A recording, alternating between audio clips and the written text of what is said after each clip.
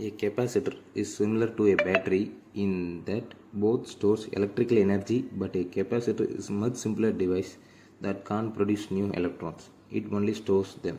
However, a capacitor can do things battery can't.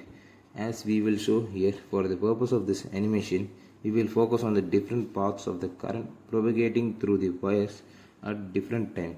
When we close this switch, electricity immediately moves throughout the circuit, although the convention is to think of electric current as moving from positive to negative. Electrons actually move from negative to positive, as represented here with yellow particles. As you can see, the battery is not much good powering this motor to live this way because it discharges gradually much more slowly than would a capacitor with same charge.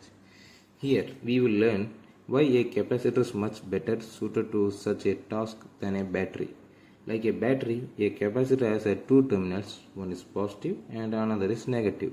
The capacitor terminal connected to two metal plates separated by an insulator that keeps the plate from touching each other and allows them to hold opposite charge, maintaining an electric field. Capacitor can be useful for storing and quickly discharging electricity, as you can power, for example, an electric motor as well.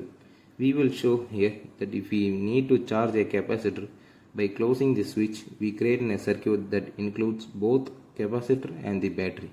Electron flow from the battery to the capacitor where they are stored.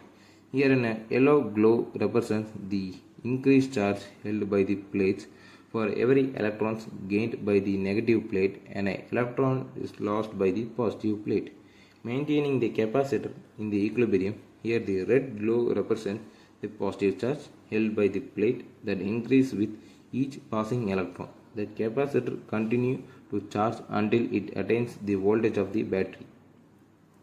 Charging it, now the capacitor is fully charged.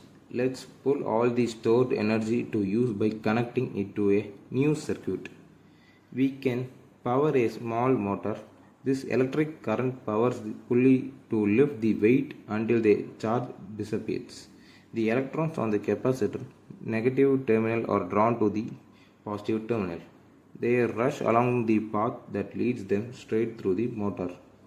Let's watch this again. Even though the battery and the capacitor attempted this task with same amount of charge, only the capacitor successfully powers the motor, lifting the weight because it discharges much more quickly. The feature makes capacitor useful for powering things